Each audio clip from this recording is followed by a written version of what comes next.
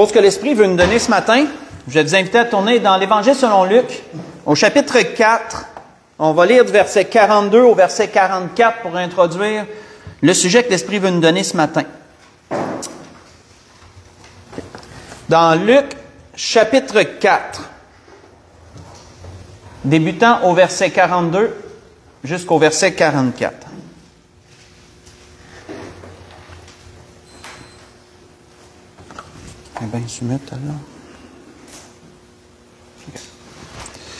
Donc, il nous est dit, dès que le jour parut, il sortit et alla dans un lieu désert. Une foule de gens se mirent à sa recherche et ils arrivèrent jusqu'à lui. Ils voulaient le retenir afin qu'il ne les quitte point. Mais il leur dit, il faut aussi que j'annonce aux autres villes la bonne nouvelle du royaume de Dieu, car c'est pour cela que j'ai été envoyé. Et il prêchait dans les synagogues de la Galilée. On va arrêter ici. Donc, bien sûr, vous avez deviné qu'il nous est parlé de notre Seigneur ici. Et il nous est parlé comment les gens aimaient tellement être dans la présence du Seigneur que lorsqu'ils étaient près de lui, ils ne voulaient plus qu'il parte. Ils sauraient rester toujours près de lui. Et ça peut se comprendre parce que c'est ce qu'on souhaite. Quand on le connaît sincèrement, quand on connaît le Seigneur, c'est ce qu'on souhaite. On veut rester près de lui et on veut plus s'éloigner. Et on voit que le Seigneur leur a dit quelque chose. Il leur a donné le point central de son message, de la raison pour laquelle il était venu. Il leur a dit, il faut que j'annonce aussi aux autres villes la bonne nouvelle du royaume de Dieu. Parce qu'il dit, c'est pour cela que j'ai été envoyé. Le Seigneur a été envoyé pour annoncer la bonne nouvelle du royaume de Dieu. On peut voir que quand on prend ça, qu'on prend cette information que Luc nous dit ici, et qu'on fait un regroupement avec les 4 évangiles, on peut voir que le royaume de Dieu était vraiment le message central de notre Seigneur. On voit, pas besoin d'y tourner, dans Marc chapitre 1, que dès que le Seigneur est sorti du désert, après avoir été tenté par le diable pendant 40 jours et 40 nuits, on voit que dès qu'il est sorti du désert, c'est la première chose qui nous est dit, il a commencé à prêcher le royaume de Dieu. Vous voyez ça dans Marc 1, versets 14 et 15. On peut voir que ça a été le message central de tout son ministère à notre Seigneur. Quand on fait cette étude, et moi-même, ça m'a surpris, je ne l'avais pas vu encore comme ça.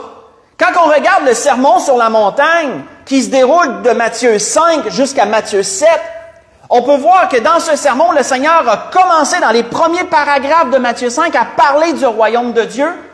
Et on peut voir que dans les derniers paragraphes de chapitre 7 de Matthieu, on voit qu'il a encore parlé du royaume de Dieu. Comme des parenthèses, on pourrait dire, lorsqu'on écrit une phrase, puis on veut mettre un sujet en parenthèse pour vraiment démontrer que cette phrase-là, c'est à cause de ça, là.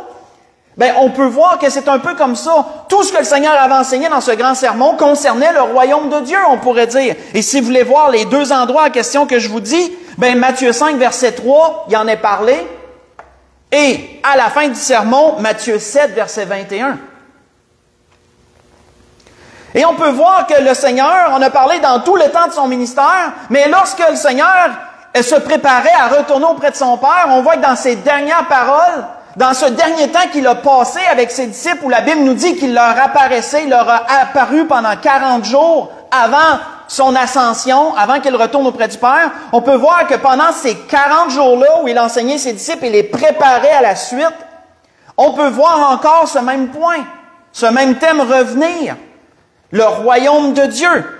D'ailleurs, on voit dans les Actes, faites juste écouter, il nous est dit qu'après qu'il eut souffert, il leur apparut vivant et leur en donnant plusieurs preuves, se montrant eux pendant 40 jours et parlant des choses qui concernent le royaume de Dieu. Vous voyez ça dans Acte 1, verset 3. Ce message, frères et sœurs, il était tellement important, le royaume de Dieu, qu'on peut voir que le Seigneur n'a pas été le seul à en parler. Il n'a pas été le seul à parler de ça. On peut voir que Paul, l'apôtre Paul, qui a repris, veut pas des enseignements du Seigneur, parce que le Seigneur est le modèle, c'est lui le modèle à suivre. Ce sont ses paroles qui servent de fondation à notre foi. L'apôtre Paul aussi a prêché ce sujet dans pas mal tout le temps de son ministère également. On voit d'ailleurs, faites juste écouter, un endroit que il nous a dit que l'apôtre Paul en parlait, il nous est dit qu'ensuite Paul entra dans la synagogue où il parla librement pendant 3 mois. Il discourut sur les choses qui concernent le royaume de Dieu, s'efforçant de persuader ceux qui l'écoutaient.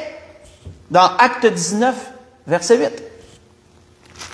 Et d'ailleurs, si vous parcourez les Actes, à partir du ministère de Paul, vous allez retrouver ce fait dans beaucoup d'endroits où il nous est mentionné que l'apôtre Paul prêchait le royaume de Dieu.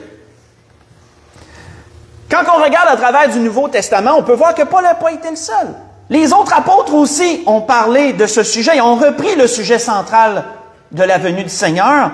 Et dans plus de 50 endroits dans le Nouveau Testament, on retrouve cette appellation, on retrouve ce sujet qui est le royaume de Dieu. Et à savoir que le seul moyen d'y entrer, c'est Jésus-Christ. Jésus-Christ est la porte pour entrer dans le royaume de Dieu. Il est le passage pour entrer, avoir accès à ce royaume. Mes frères et sœurs, ce que l'Esprit veut nous montrer ce matin, c'est que quand on nous parle du royaume de Dieu, qu'est-ce que ça nous évoque à notre esprit? Avons-nous, quand on entend ce sujet, royaume de Dieu, avons-nous une image claire de quoi que c'est? Qu'est-ce que ça consiste? Qu'est-ce que c'est? Ou sinon, si on se questionne et on se dit, c'est quoi le royaume de Dieu? Sommes-nous capables d'avoir une image claire? Ou sommes-nous un peu dans le brouillard à savoir de quoi on parle exactement? Mais l'Esprit ce matin veut nous donner une image claire. En quoi consiste le royaume de Dieu? Qu'est-ce qu'est le royaume de Dieu? Afin que dans tout ce que l'Esprit va nous donner, nous pouvons, chacun d'entre nous, avoir une idée très claire de quoi qu'on parle ici. Et de quoi le Seigneur parlait. Parce que c'est important. Le Seigneur avait été envoyé pour parler du royaume de Dieu. Donc c'est très important. On va tourner premièrement dans Ésaïe chapitre 9. Quel élément consiste le royaume de Dieu? On va voir premièrement un élément le plus important en fin de compte dans Ésaïe chapitre 9. L'élément sur lequel reposent les autres. Ésaïe, chapitre 9. On va lire le verset 1, ensuite le verset 5 et le verset 6.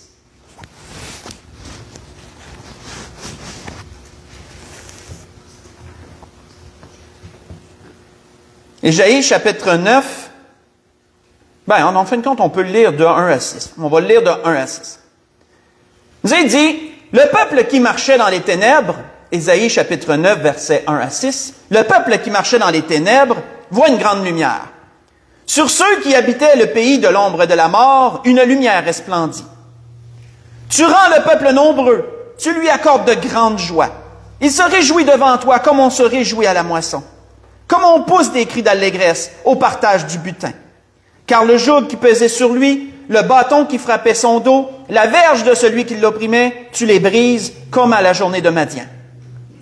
Car toute chaussure qu'on porte dans la mêlée et tout vêtement guerrier roulé dans le sang seront livrés aux flammes pour être dévorés par le feu. Car un enfant nous est né, un fils nous est donné.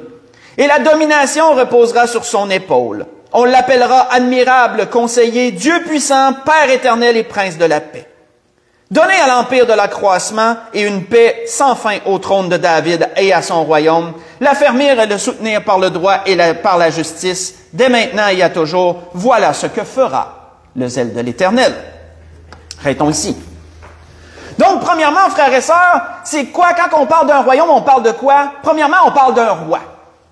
Premièrement, on parle d'un roi. Un royaume consiste en un roi qui règne sur un territoire ou un ensemble de territoires. Dès qu'on vous parle d'un royaume, tout de suite, ayez cet esprit-là. Il y a quelqu'un qui dirige, puis il dirige sur une portion de territoire ou sur plusieurs territoires. Ça, c'est un premier point. Le royaume de Dieu concerne un roi. Et nous savons, dans la parole de Dieu, d'un couvert à l'autre, soit moins clair ou plus clair, surtout à partir des rois, des livres des rois, etc., il nous est très clairement démontré que Jésus-Christ est le roi. Il est le roi qui régnera sur le royaume de Dieu. C'est très clair, la Bible, c'est le témoignage des Saintes Écritures. C'est le témoignage. Jésus est le roi qui régnera sur le royaume de Dieu.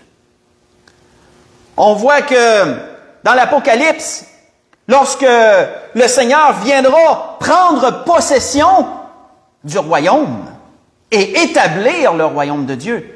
Il nous est dit qu'un nom sera dévoilé, un nom sera écrit sur sa cuisse, et tous pourront le voir. Il nous est dit quel est ce nom. Il est écrit, il avait sur son vêtement et sur sa cuisse un nom écrit, Roi des rois et Seigneur des seigneurs.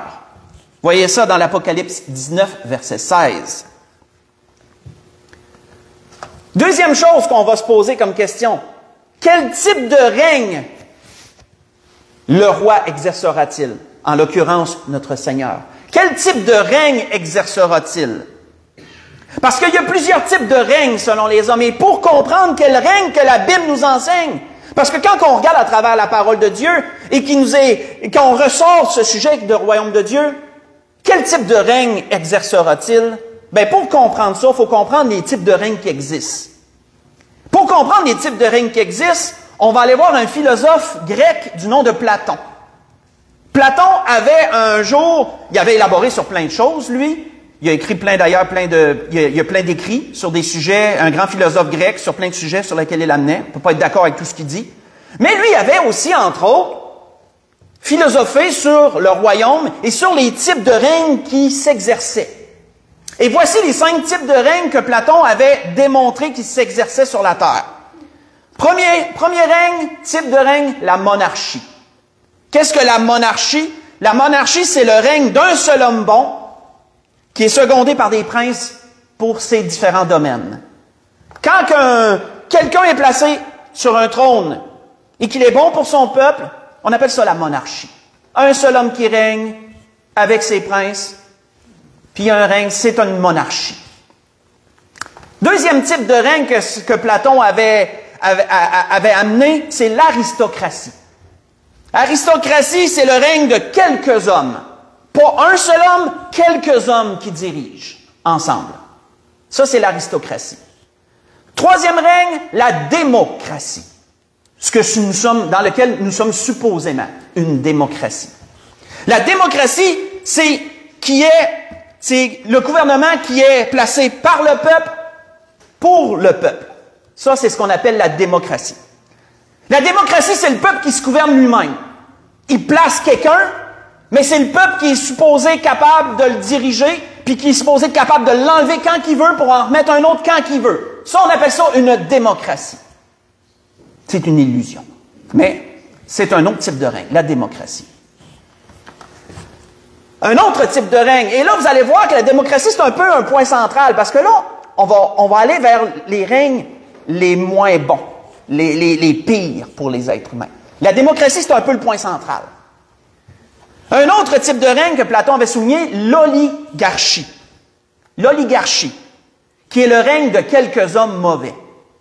Des hommes qui règnent ensemble dans des buts pour leur apporter seulement des choses à eux, puis que le peuple sont à écraser, sont à diriger comme des moutons, sont à dominer. Ça, on appelle ça une oligarchie. Ça, c'est le type de règne qu'on a présentement en passant. C'est le type de règne qu'il y a présentement sur la terre. C'est quelques hommes qui dirigent dans l'ombre, puis qui contrôlent comme des marionnettistes, qui contrôlent les gouvernements, la plupart. C'est une oligarchie, c'est ça qu'on a. Et on s'en va vers le règne de l'Antéchrist, qui est quoi? Le dernier type de règne que Platon avait souligné, la tyrannie. La tyrannie. C'est quoi la tyrannie? C'est le règne d'un seul homme mauvais. Le règne d'un seul homme mauvais avec ses princes, avec ceux qui dirigent en dessous. Ça, c'est les 5 règnes que Platon avait amenés, que dans ses philosophies, c'est les 5 règnes qu'il avait dit qu'ils s'établiraient sur la terre selon lui. Et il y avait pas mal raison, on peut y donner ça, il y avait pas mal raison, parce que ces 5 types de règnes-là, se sont établis à un moment ou à un autre dans l'histoire sur la terre. Il y avait parfaitement raison. Quand on regarde selon la parole de Dieu, quel type de règne le Seigneur va-t-il exercer? Si je vous le demande, je suis certain que vous l'avez trouvé, c'est la monarchie. La Bible n'enseigne pas que la démocratie va être le type de règne du royaume de Dieu. Ce ne sera pas le peuple qui va gouverner par le peuple pour le peuple, non. Parce qu'on n'est pas capable de se gouverner nous-mêmes. On a besoin de quelqu'un de bon au-dessus de nous. On a besoin d'un modèle. On a besoin de quelqu'un qui nous dirige. Est-ce que ça va être la tyrannie? Certainement pas. La tyrannie, c'est ce qui s'en vient, là. Là, on est dans l'oligarchie, puis on nous amène vers la tyrannie. Parce que l'Antéchrist s'en vient. Et lorsque lui va établir son règne, ça sera une tyrannie. Mais le Seigneur, lui, va venir renverser les gouvernements de ce monde, renverser le nouvel ordre mondial, renverser ces choses. Il va établir quoi? Il va établir la monarchie. Il va établir la monarchie qui est l'opposé de la tyrannie. C'est l'opposé de ce qui est en train de s'établir. La monarchie. Donc, le type de règne du royaume de Dieu, ce sera la monarchie. Un seul homme bon qui va régner avec ses princes sur l'ensemble de son territoire. Et d'ailleurs, la Bible enseigne ces choses, bien sûr, très clairement. Et qui seront ces princes? Vous, moi, tous ceux qui ont donné leur vie à Jésus-Christ seront princes pour régner sur cette terre à venir. Et ça, c'est écrit. C'est écrit. Faites juste écouter. C'est mentionné dans le livre de Daniel. Ce fait. Il nous est dit, le règne, la domination et la grandeur de tous les royaumes qui sont sous les cieux seront donnés au peuple des saints du Très-Haut. Son règne est un règne éternel et tous les dominateurs le serviront et lui obéiront. Il est dit aussi ailleurs, je vais vous dire les endroits après, mais les saints du Très-Haut recevront le royaume et ils le posséderont. Ils posséderont le royaume éternellement, d'éternité en éternité. Ça, c'est Daniel qui a reçu cette révélation-là. Daniel, au chapitre 7, j'ai lu le verset 27, et ensuite j'ai reculé au verset 18.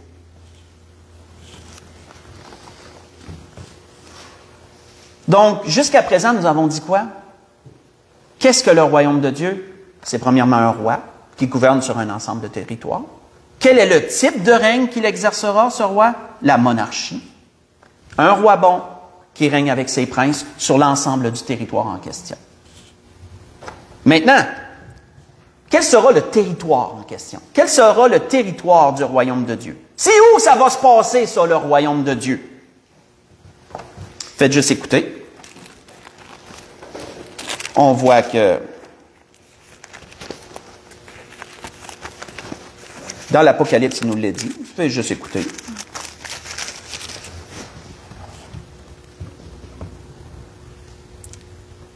Il nous a dit, et je vis au milieu du trône et des quatre êtres vivants au milieu des vieillards, un agneau qui était là comme immolé. Il avait 7 têtes, il avait 7 cornes, il avait 7 cornes et 7 yeux, qui sont les 7 esprits de Dieu envoyés par toute la terre.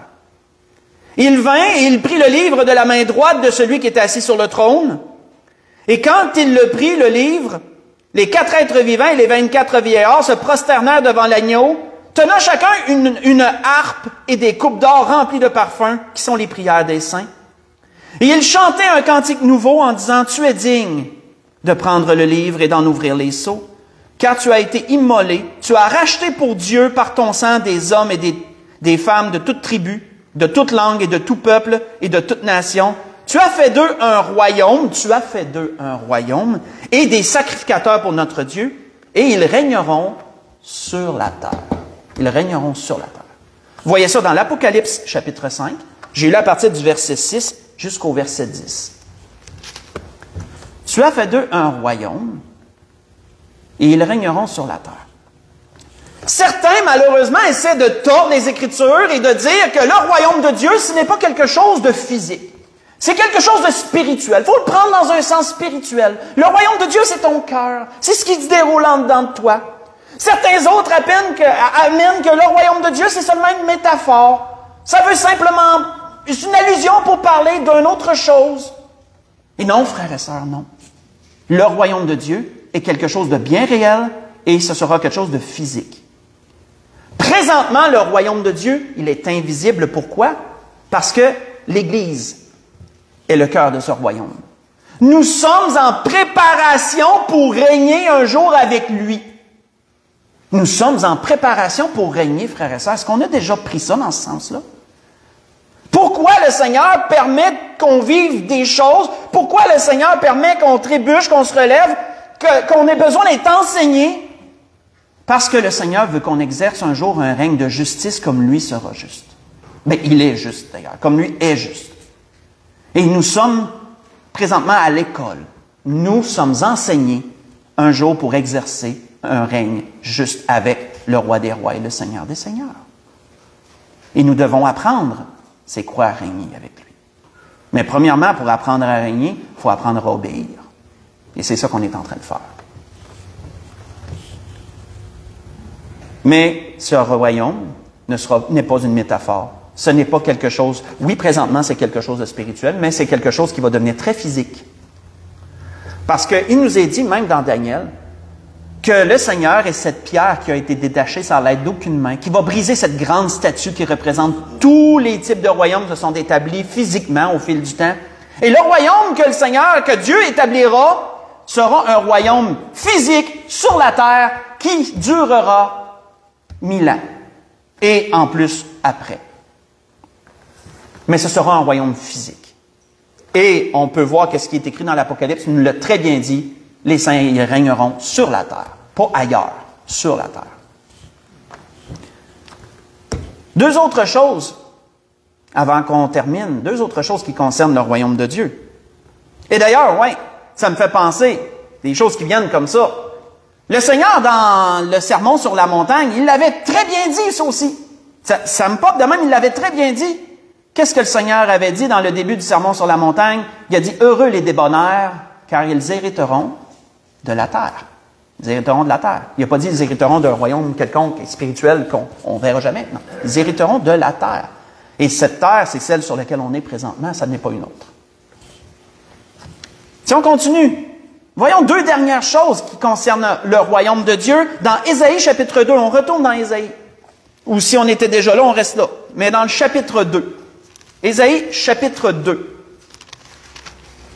Donc, un royaume de Dieu. Je vais récapituler souvent, ça va devenir vraiment, on va l'enregistrer. Royaume de Dieu, un roi qui règne sur un ensemble de territoires. Le type de règne, ce sera la monarchie, c'est ce qui nous est prophétisé. Le territoire, ben c'est cette terre, c'est nulle part ailleurs. On est là, on est dessus. L'ennemi, présentement, essaie de prendre possession de cette terre. Et c'est ce qu'il est en train d'établir à travers l'oligarchie, qui deviendra une tyrannie avec l'Antéchrist qu'ils vont placer. Mais le Seigneur viendra reprendre les choses en main. Il balayera tous ces royaumes, toutes ces nations, et le Seigneur établira le royaume de Dieu. Et c'est ce qui est en préparation. On continue. Deux choses qu'on doit voir encore dans Ésaïe chapitre 2, si on lit à partir du verset 1 jusqu'au verset 5.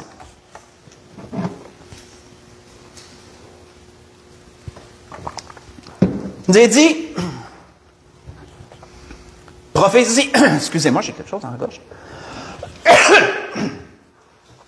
Prophétie d'Ésaïe, fils d'Amoz, sur Juda et Jérusalem.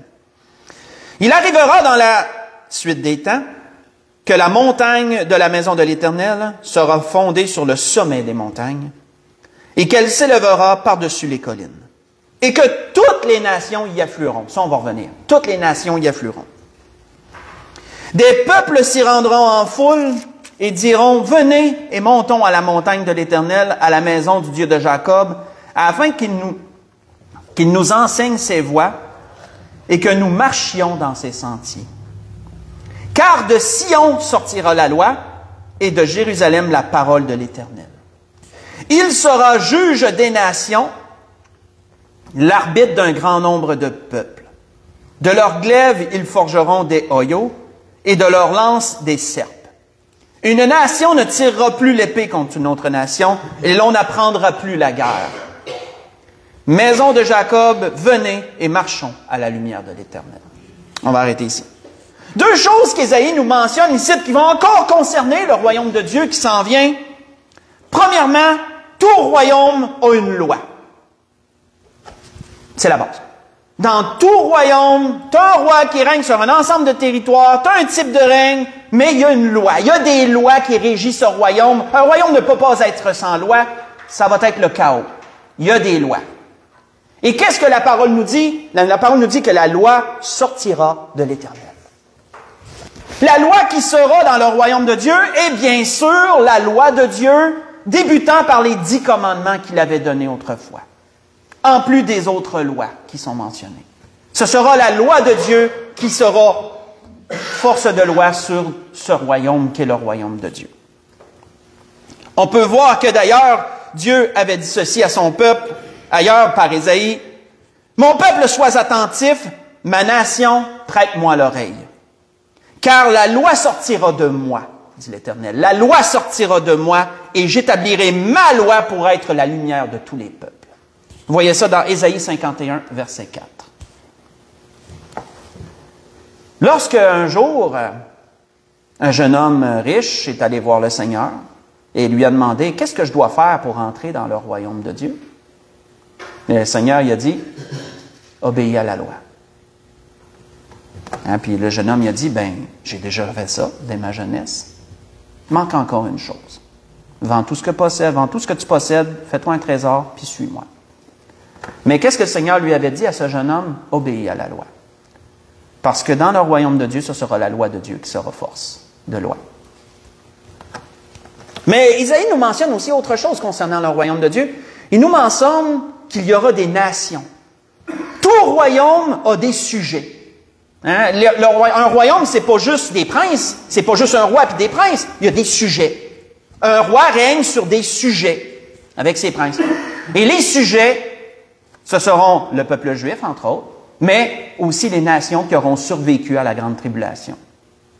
Il y a des nations qui devront apprendre à connaître Dieu pendant le règne de 1000 ans.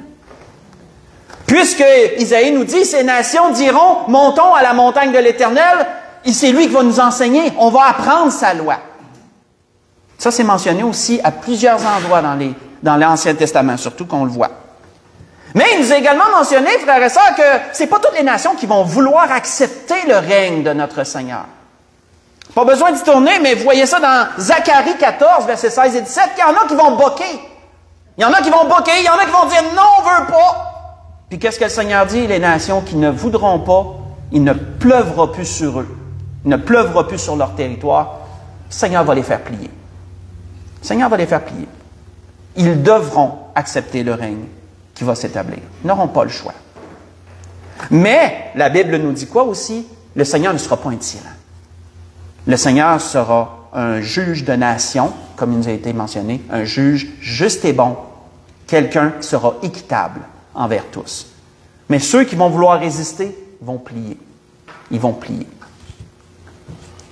On voit que ailleurs, il nous était mentionné comment le Seigneur allait régner. Et il nous a dit qu'il respirera la crainte de l'Éternel. Il ne jugera point sur l'apparence, il ne prononcera point sur un oui-dire.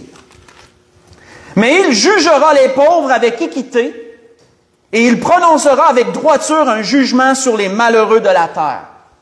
Il frappera la terre de sa parole comme d'une verge. Et du souffle de ses lèvres, il fera mourir le méchant. Ah oui, il va en avoir des méchants. Ben oui, il va en avoir. La justice sera la ceinture de son flanc, de ses flancs, et la fidélité, la ceinture de ses reins, a-t-il dit. Vous voyez ça dans Ésaïe chapitre 11, j'ai lu verset 3 au verset 5. Et c'était ce que l'Esprit voulait nous dire ce matin, concernant le royaume de Dieu. Et c'est important, comme je l'ai mentionné, parce que c'était le message central de notre Seigneur. Il a été envoyé par son Père pour annoncer le royaume de Dieu. Ce qui s'en vient, frères et sœurs. Ce qui devrait être notre plus grande espérance. Parce que si notre espérance, c'est l'enlèvement de l'Église, c'est excellent. Mais après, il va se passer quoi? Il va se passer exactement ce que l'Esprit nous dit ce matin. Après, c'est le règne après. C'est le règne après. Parce que le Seigneur va venir prendre possession de son territoire. De son territoire. Qui lui appartient. Qui lui appartient. Pour conclure ce que l'Esprit a voulu nous dire ce matin à propos du royaume de Dieu, on reste dans Ésaïe. Ésaïe en parle beaucoup. Le livre d'Ésaïe, c'est vraiment un livre central concernant ce sujet. Surtout le sujet du règne de 1000 ans. Ésaïe, c'est lui qui en a le plus parlé. Dans Ésaïe 32, cette fois-ci, on va conclure là. Ésaïe 32. Et on sait qu'il y en a qui essayent de dire, oui, mais ce qu'Ésaïe disait, ça s'est déjà passé, ça concernait juste les Juifs. Non, non, non. Quand il nous est parlé que les nations vont affluer vers Jérusalem pour apprendre la loi de Dieu, ça s'est pas passé déjà, ça, là. Non, non. Jérusalem, c'était une ville qui était aux Juifs, pour les Juifs. Puis on sait que dans l'Ancien Testament, je l'ai mentionné souvent, les Juifs gardaient la loi jalousement. Puis ils voulaient surtout pas que les païens la sachent. Pensez à Jonas. On est revenu souvent là-dessus. La loi, elle était pour les Juifs, c'était seulement eux. Mais pour le règne dominant, la loi, c'est toutes les nations qui vont devoir y obéir. C'est toutes les nations. Dans Ésaïe 32, il nous est dit, on conclut là-dessus, il est dit, alors le roi régnera selon la justice. Et les princes gouverneront avec droiture. Ça, c'est nous, ça. Et les princes gouverneront avec droiture. Chacun d'eux sera comme un abri contre le vent et un refuge contre la tempête. Comme des courants d'eau dans un lieu desséché, comme l'ombre d'un grand rocher dans une terre altérée. Les yeux de ceux qui voient ne seront plus bouchés. Les oreilles de ceux qui entendent seront attentives. Le cœur des hommes légers sera intelligent pour comprendre, et la langue de ceux qui balbutient, qui, autrement dit, ils ne seront pas capables de prononcer des mots clairs. Pensez à un enfant là, qui dit « bra, bra, bra, bra ». Ça, c'est balbutiner, ça. C'est de ne pas être capable de prononcer des mots clairs. Donc, la langue de ceux qui balbutient parlera vite et nettement. On ne donnera plus à l'insensé le nom de noble. Ça, il y en a des insensés présentement qui l'ont ce nom-là. Hein? Ils l'auront plus. On ne donnera plus aux insensés le nom de noble. Et là, je me cherche. Ni aux fourbes celui de magnanime. Car l'insensé profère des folies et son cœur s'adonne au mal pour commettre l'iniquité et dire des faussetés contre l'Éternel. Ça, c'est présentement ça. On est là. Pour laisser à vide l'âme de celui qui a faim et enlever le breuvage de celui qui a soif. Les armes du fourbe sont pernicieuses, ils forment de coupables desseins, et qu'il y en a. Pour perdre les malheureux par des paroles mensongères, même quand la cause du pauvre est juste. Mais celui qui est noble forme de nobles desseins, et il persévère dans ses nobles desseins. On va arrêter ici. Donc, frères et sœurs, ici, on vient de résumer pas mal tout ce qu'on a vu. Le royaume de Dieu est un ensemble de territoires gouvernés par un roi et ses princes, avec un type de règne, la monarchie. C'est ce que le Seigneur exercera, la monarchie. Le royaume de Dieu aura un ensemble de lois, comme tout territoire qui se respecte. Même présentement, vous allez dans peu importe le pays, ils ont leurs lois. Au Canada, on a nos lois. Même si elles sont très tordues et très manipulées, on a nos lois. C'est comme ça partout. Mais dans le royaume de Dieu, ça ne fera pas exception. Il va y avoir une loi, c'est celle de Dieu. Et il y aura des sujets. Comme présentement, dans notre pays, on a des Canadiens, dans d'autres, qui ont des Iraniens, dans d'autres, qui ont des Chinois. Dans le royaume de Dieu, il y aura aussi des sujets. Et il nous est dit, le roi va régner avec justice sur toutes les nations. Et ça, frères et sœurs, j'espère que par l'Esprit, on a pu comprendre plus clairement ce matin, c'est quoi le royaume de Dieu.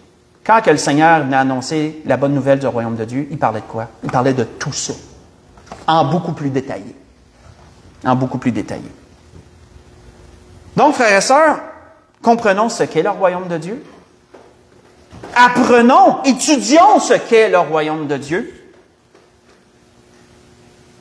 Témoignons de ce qu'est le royaume de Dieu. Parce que vous savez, quand quelqu'un vous apporte que ça va tellement mal dans le monde, on est gouverné par des menteurs, par des voleurs, on nous taxe, puis on nous surtaxe, puis on peut dire, ben moi je sais qu'un jour, il y a un royaume qui va s'établir où toutes ces choses-là seront plus. Un jour, on va vivre dans un royaume merveilleux, où un roi va régner, puis il va être juste avec tout le monde. Hey, tu penses que ça peut vraiment arriver? Oui, ça va arriver. C'est quoi ça, ce royaume-là? Je voudrais le savoir. Non, mais je vais te parler de celui qui va régner. Là, je viens juste de vous donner un exemple. Témoignons, frères et sœurs, du royaume de Dieu. Faisons-en, mettons-le dans notre arsenal pour parler aux gens qui nous entourent, parce que c'était le message central du Seigneur, ça. Et, frères et sœurs, surtout, je termine complètement là-dessus, appelons-le de nos vœux, ce royaume. Prions que ce royaume s'établisse. Quand les disciples ont demandé au Seigneur, enseigne-nous à prier, qu'est-ce que le Seigneur a dit? Voici comment vous devrez prier. Notre Père qui êtes aux cieux, Que ton nom soit sanctifié, que ton règne vienne. Que ton règne vienne. Et je pourrais continuer, vous savez que je la sais par cœur. Dans l'Apocalypse, on voit que le livre se termine comme ça. Le livre se termine comme ça. Qu'est-ce qui est dit à la fin tout du livre de l'Apocalypse? Il est dit, celui qui atteste ces choses dit, oui, je viens bientôt. Amen. Viens, Seigneur Jésus. Puis si on nous, frères et sœurs, le comprendre et vraiment l'appeler de nos voeux, l'étudier, puis le maîtriser, ce sujet merveilleux. C'était ce que l'Esprit voulait nous dire ce matin. On peut se lever pour un dernier cantique.